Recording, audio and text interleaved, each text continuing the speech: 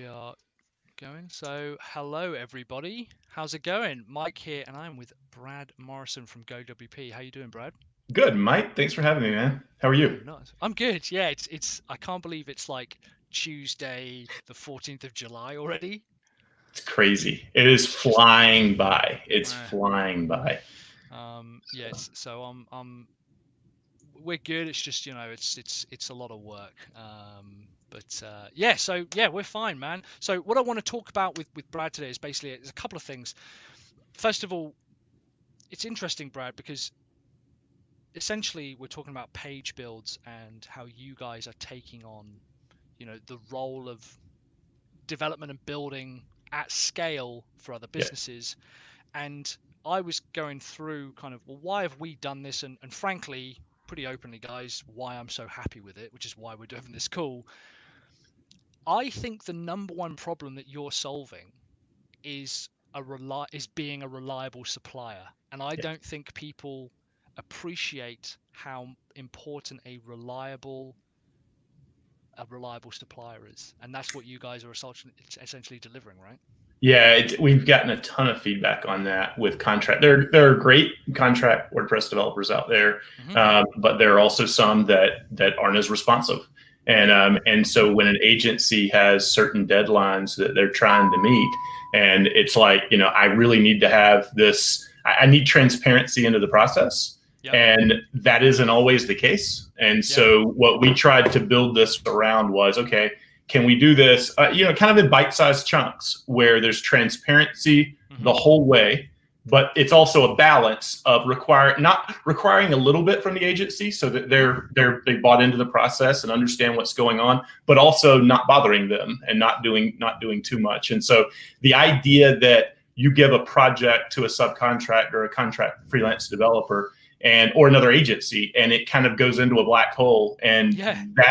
that entity, like they prioritize their projects the way they need to do that, right? Yep. And so just having the transparency in this has been huge, and we've gotten a lot of great feedback over that. Yeah. Yeah. So, okay, guys. So, kind of to briefly introduce this, GoWP now do page builds. We'll talk about what that is. I've been using them for a little while now, and I'm extremely happy with the service and the way it runs. And the this is now going essentially live public. What's the term you guys are using? Launching? Launching, yeah, last week Yeah, we great, launched it. cool, Yeah. yep. And yeah, so they've launched this. I want to have a bit of a conversation about why I think it's potentially my secret weapon, but also the secret weapon of agencies. It's absolutely a scale enablement tool. If you think I want to start thinking bigger and getting bigger, what are the platforms I can use to help me do that? And as we mentioned before, it's about having reliable suppliers. So page builds, in my opinion, well, and obviously having used it, is the ability for us to send over design work to GoWP. GoWP take it either in Elementor or Beaver Builder, and you build it, and I'm happy with it.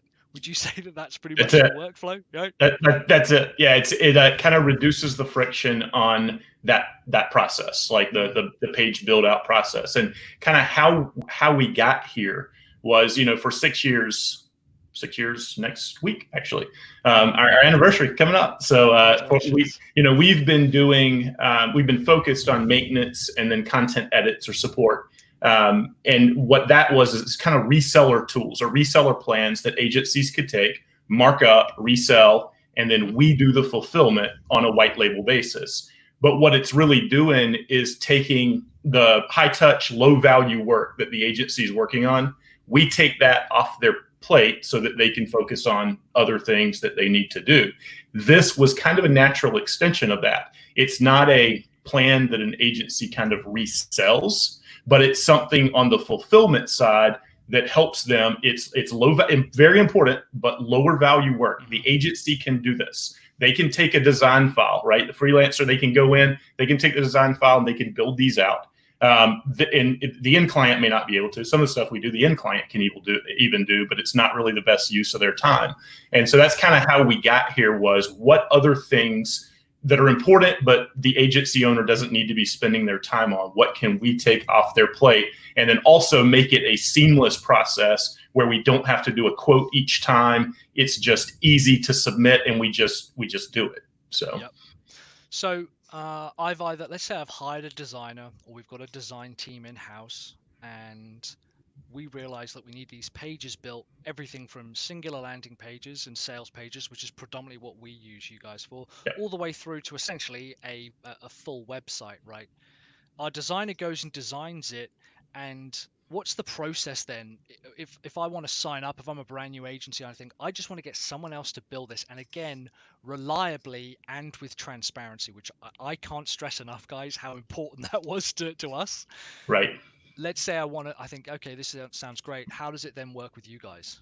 Yeah. So the first step would be we do get to learn the agency a little bit, and the way we do that. So when you sign up, you're going to give us access to your project management tool that you use, and we have people that use everything: Teamwork, Asana, Quip, like all over the place.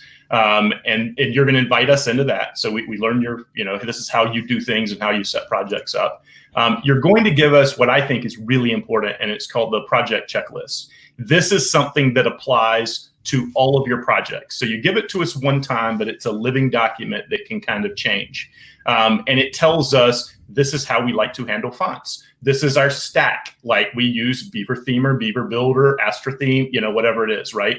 And then this is how we prefer to use the theme for the header files or the headers, instead of doing it just in the page builder, right? So you would tell us all of that, and we have a sample that we would send. But that is something so the developer, as they're building it out, each page out, they can go through and check and just make sure there's consistency across what we're building for that particular client. So the project checklist, invite us into your project management tool. And then from there, you would just, on a per page basis or per project basis, you would just add, hey, here's a quick couple of sentences on what we're doing. Here are the design files. Here's access to the staging site.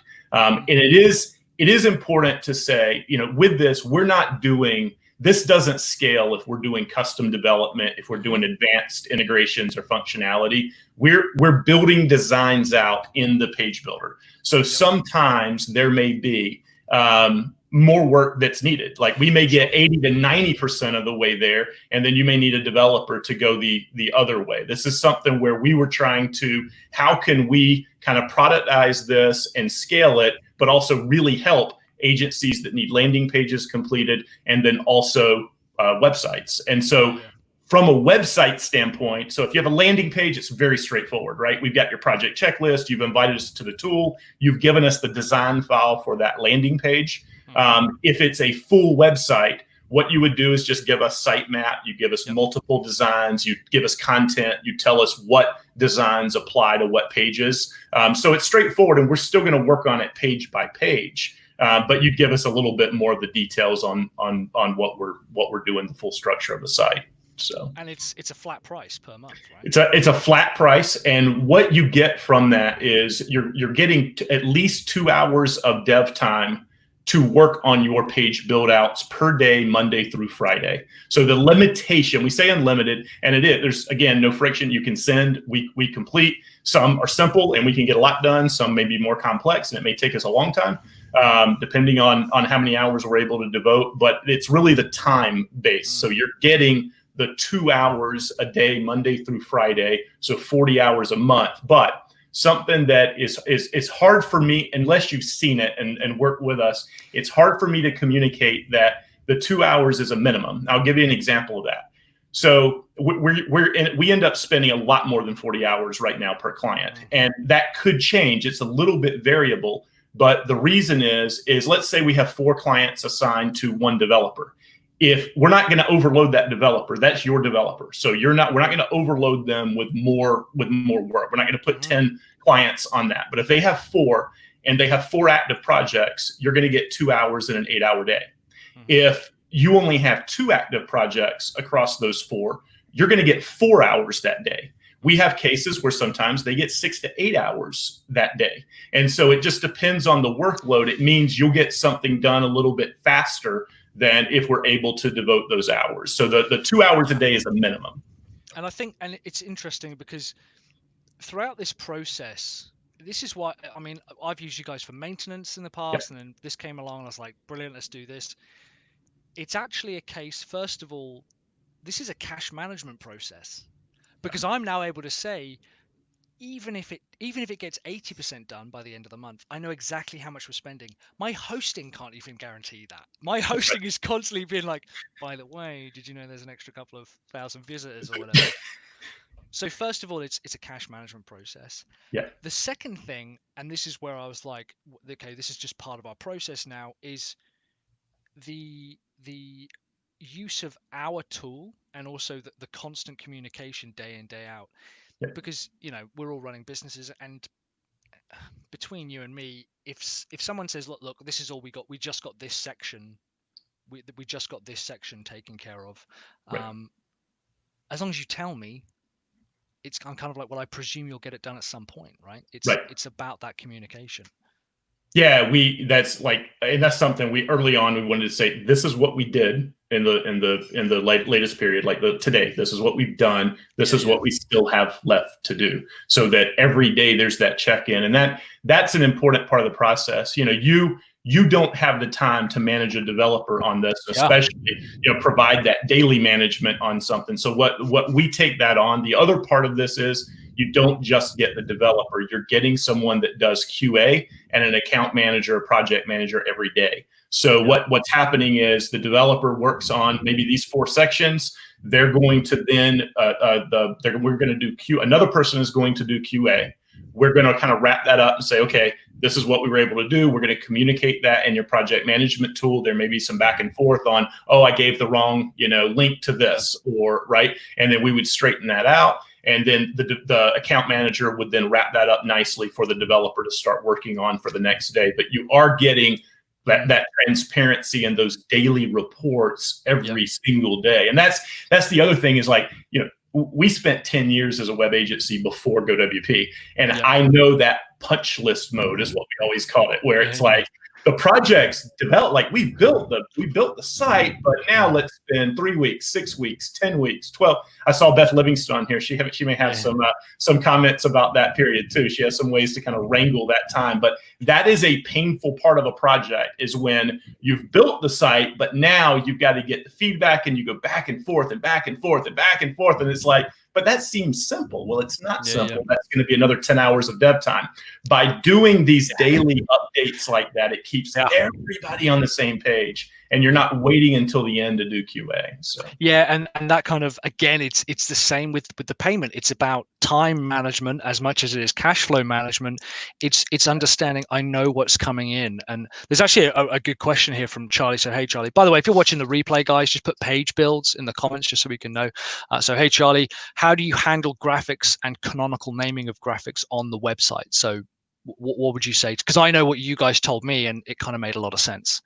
I'd have to look and see. I don't know. That's a little more hands-on than how I've done that. I think we take whatever the preference is of the agency owner. So that would be something that would be good to put in that overall project checklist document. Yeah, exactly. And this is the funny thing, right? Is the project checklist is probably closer to our brand guidelines than anything else we've provided, because it's like, look, we know that these are the fonts, we know that these are the whatever, and there's like 80%, 90% of most sites have got such standardization across the process. So we found, Charlie, that actually we will send over the files and the names inside the little deliverables folder that we just say, hey, GoWP, this is what Daniel particularly we tend to work with. This is what we're working with. Whatever we've got, and whatever we've set out inside the project checklist, that's just what gets done. And again, it's not something we've checked, but we haven't had to rectify, because it's following the process that we've laid out. It's all that we would have been doing anyway. We've just got someone else to do it for us. Yeah, and if there's ever, even if, again, living document, and it's a total collaboration. This is not we specifically did not want this to be, it's assigned and then ta-da, we've done it. Oh, we didn't do that the way you wanted. Like, that's not. It's a collaboration every step of the way. So if there is something that we can tweak and do a different way, we do it. And there's also something that I found particularly helpful at the beginning was almost feedback to me right at the start, and to my team, to say, this would be really good to have in the document. like this, how do you want this handled? I'm like, I'd never even thought of that before. I like in Beaver Builder, for example, I tend to put everything in the text editor, headings, text, whatever. And then some of the examples you send over were like, some people like to specifically have the heading module. Some people like to have the text module. I was like, hadn't even occurred to me, but let's go back and see what it is. And we asked for feedback. And he said, you guys are the builders. What do you think we should be building? So it's collaborative right from the start. Yeah, that's kind of seeing this. We started this with one customer back in December of last year, and it was something I was nervous about because it's like, okay, I know how to scale maintenance. I know how to do that times hundreds and thousands of sites. I know how to do content edits. That was harder, but we figured out how to do that. But like now we're doing builds. Like that's a different beast. And so it's been interesting. We started with one and then we added a few others, and we added a few over the last 6 months. We've just added more, and we've gotten a lot of that great feedback on, here's why we don't want to use like a text element in this area. We want to use so and so. And so we're kind of able to, but some may prefer to do that. And so we've been able to see that. Again, we don't have hundreds of customers using this yet. We will in time, I hope. But right now it's still kind of, we're 6 months into it. But we are learning, and we're able to kind of, just like we do in maintenance, we're kind of able to kind of crowdsource some of that information on this is how people use things, and then share it with others to kind of come up with some best practices, not necessarily in WordPress development stuff. There's plenty of that out there, but the way that we're doing it and the process that we have. So we have been able to share that. So, and it's interesting because when we were at Recurring Revenue Retreat, although it's about recurring revenue, the concept of scale came up a lot. Like Mike McCallum was there speaking about it, and a few of the other guys were there speaking about this concept of how do you scale. And it constantly came back to, you need to be able to hand something over and know that it's going to get done. And you also, in a way, need to be able to kind of step back from it and not micromanage it. And that's a a mindset thing on the thing of the client, in my opinion, not micromanaging something. But the concept of finding a reliable supplier has proven so much more difficult. I always thought my problem is on the back would be traffic and content and this. It's not. It's having someone I know that this is what they're going to be doing every single day, working together. Yeah, it's we've seen it even in building a team of full-time employees. You see it there as well. And so we've got a great team, by the way. Like, our team's awesome. But we've had people that haven't worked out. And it's the same, like having that reliability. I've made a hire, I've made hires, plural, in the past where it's like my whole thought was, I'm going to hire this person so I don't have to deal with this anymore. Yeah. And then then you find yourself, I'm doing more work. Yeah. And not just in the first 3 months. I'm doing more work after the first 3 months. Yeah. And so it's like, okay, that didn't really save me any time, and it's cost me more money. And it's like, yeah. And to be able to scale your business, you've got to, but now I will say, there have been times where I've been in that first 3 months where I'm spending more time, but it's only because I didn't have the things in place before I hired that person, right? So sometimes investing in a little bit of time to get those processes, get something like the project checklist together, get something like, a little bit of time up front makes it really easy to scale on down the road. Yeah, and that's a good point. It's obviously nothing ever works like immediately straight out of the box. Like even stuff you buy, this headset, you've got to calibrate. And Beth earlier said that the microphone wasn't loud enough, so there's constantly stuff that there's a learning curve. But once you get past a point where I think, look, I know that this is getting done, and it means because the job is really, or your job. The job of GoWP is to enable the business to do more of what they want to focus on. That's right. Right? Yeah. You mentioned it's kind of that low value stuff, which I would maybe argue against, but it certainly is the stuff where I'm like, this is not the best use of my time. That's right. Yeah, absolutely. You need to be out doing what you're doing. You need to be writing and producing and getting new leads and managing the process, at least from a very high level, and not head. And this is something that WordPress, like that people that are early adopters, people that like technology, people that like, that are WordPress people. We like getting in and pushing buttons, and we like playing, and we like click, click, click, look at what I did. And it's like, okay, yeah, you can do that. We're not doing rocket science here. Like, this is building pages out in a page builder is not rocket science. It's not complicated, but it's also not the right use of your time. And if you want to scale, you've got to learn to hand that stuff off. And then it becomes, okay, if I'm going to hand it off, do I hire a freelance developer? Do I hire a full-time developer? Do I look for an outsourced partner and that's where you get into, okay, so if I hire a freelance developer or I hire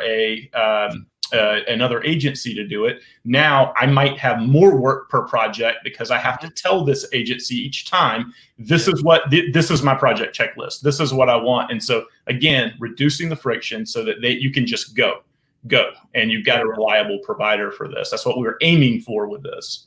Yeah, absolutely. Beth has just said here, just like WP providers, it's not a handoff. The client needs to be involved with the solution to be effective. So that's an interesting, kind of things that are brought up. And Charlie actually makes a good point here as well, that that's my fear, that assigning work is as much work as just doing it myself. Everyone has that, right? Everyone goes over that roadblock sometimes 10 times a year, but that's a big part of that initial setup process, right? That's exactly right. Yeah, that's huge, and that's exactly what you don't want. And so which is why we have this as a monthly recurring plan, and it is intended, if you've got one project that you're working on, and you don't expect another project the next month, this probably isn't the right thing for you, right? This isn't the right service. This is for people that have multiple pages over time, so that we are an integral partner in that process. And so, yeah. And this kind of leads me on to why I think it would be essentially a secret weapon, because, and this is not at all about developers, because usually developers I've worked with have done just an outstanding job. It's their ability it's my ability to hand over work. If I know that if we have the project checklist, we've got we've got design documentation or designs to hand over, great. That means that our designers can focus on designing, so they can just do that. They don't have to say, well, let's hold off on a second until this page gets done, because the way that you say you manage it, if we've got 5 or 6 projects lined up, that is taken care of or managed by you guys in a way that makes sense. And if I say, I need you to do this either sequentially, or they can all move at the same pace, great. That then leaves my sales guys enough time to go away and selling the stuff that the designers are going to be designing and the developers are going to be developing. That's why I think it's a bit of a secret weapon, because it enables everyone else to do their job further up the pipeline. Right. Yeah. And not only that, if your salesperson, let's say something becomes higher priority, and we've got kind of our, we're going to work through these 4 or 5 pages. This is how we're doing it. And if page 4 becomes, that's a higher priority right now, and every day you can change those priorities. And that's another very different thing than using someone that is just an outsource or contract provider. You can change it every day and say, you know what? We need to make a little bit more progress on this, so let's move this around. And in my 2 hours, I want you to spend all of your time on page 4 today. And so everyone can have, there's, again, transparency in the process, and you can set those priorities on what we're working on. Yeah, and I'll just be honest, it's been a real pleasure working with you guys on that. The just the systems and stuff, and everyone's kind of wanting to get involved. It's again, it's one of those things. I'm like, one, I wish I had this 10 years ago, right? I'd be desperate for that. Yeah. And you also, it kind of makes you think, well, what else can be done in a method like this? Because it seems to be actually, if you have, like you say, that initial process, that documentation, the setup checklist, transparent communication, just a report, and what your guys send is not complex. It's equivalent of chat. We use Quip for project management. It's equivalent of chat. That's enough. I don't need like a full 24-page document. It's just saying, this is what's got done. Great, we know that now. Let's what's happening tomorrow. Yeah, that's a huge, and I should say, like, Daniel and Lucas specifically on our team, they are so, like, even better than I, like, much better than I am at thinking on how we scale this. They're the technical minds, and they think not just how do I do this, but what does this look like at 10 customers, 100 customers, 1,000 customers, and they've been able to set that up. But you're exactly right, Mike. Like, we have thought of ourselves for so long as a maintenance and like content edits or support provider, and it's like we serve agencies.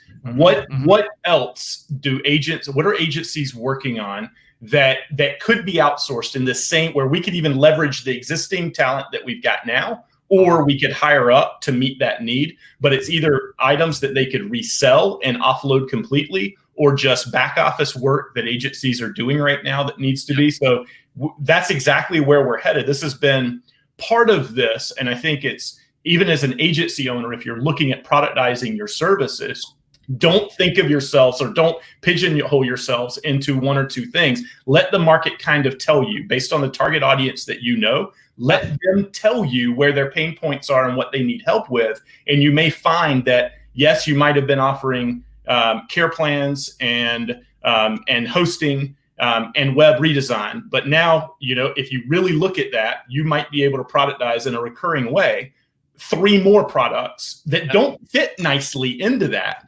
But it can radically grow your business. And so that's something that we've really been trying to do. We've got a few other products and services, some tools even, that we're thinking about developing and releasing that'll just serve the agency market.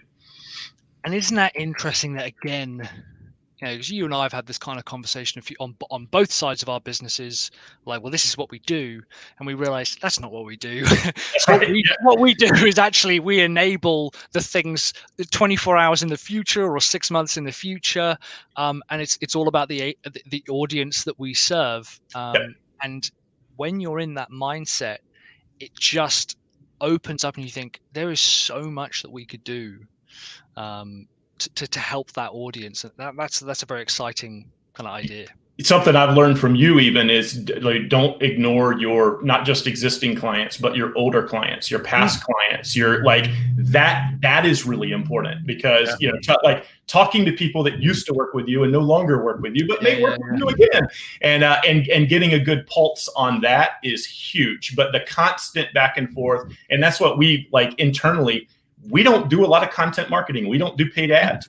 There's so much we don't do. What we do is we actually work a lot with our partners and our customers, and we try to stay lockstep with them and in tune with that, and growth comes from that. It's been fascinating how just our marketing strategy has changed in a lot of ways to really focus on relationships and what the customer needs. And that's been really cool.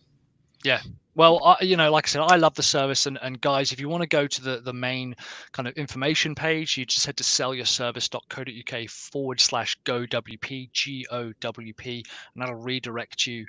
Full disclosure, that is a tracked affiliate link, which apparently I have to say on YouTube videos now. But yeah, so if you head to sellyourservice.co.uk/GoWP, the price is flat across everyone, so it's not more or less expensive depending on who you go with. But I would honestly say that if you've at any point as an agency thought, I actually need to get these out the door, not even necessarily quicker, because it's not always about that. It's about, I need to know that these are going out the door. There's not a block anymore. I need to know that these are getting out the door, and allow yourself time to focus on it. And if you're a developer, this is an incredible, as in you're a development company, this is an incredible way to basically expand the size of your team without having to go through the hiring process. That would be the first thing I would say is the best bit about it. But the hiring process is so painful. Yeah. So yeah, guys, head to sellyourservice.co.uk/GoWP. Anything else that the guys should know just before we jump off? No, I think one design, we do get asked a lot, and that's something, a lot of people, can you make design decisions? Can you? It's like, yeah, well, I mean, we can say, like, okay, where should the breakpoints be on this if we don't have a mobile layout? But I would say we're not designers. We do depend. It's better for us to have a fixed, solid design that we can match in the page build, then you do need the design capabilities on your side, whether it's in-house or a third party. And there's a question there to go hand in hand. Do you have anticipate? Oh, for us, it's something we've talked about, but there's so many great ones out there right now. A lot of customers use Gear Designer. A lot of customers use other third-party design services that have worked really well. Awesome. Okay, cool. Well, guys, thank you so much, Brad. Thank you so much for coming on, man. Thanks, Mike. Appreciate it, man.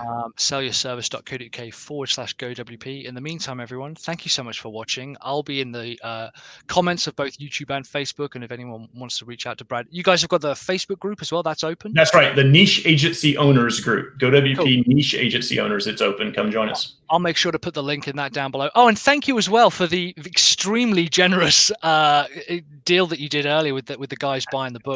Congratulations to you, man. Very much. Yeah, #1 bestseller on every category. And well, the thing is to go really niche. So now in terms of like horse medicine, #1. That's how you get there, is by focusing on the niche titles. But no, it was good. But all right, man, I'm gonna let you get on with your day. Thank you so much for joining me. Thanks, Mike. Cheers, guys. Have courage, commit, and take action. See you guys.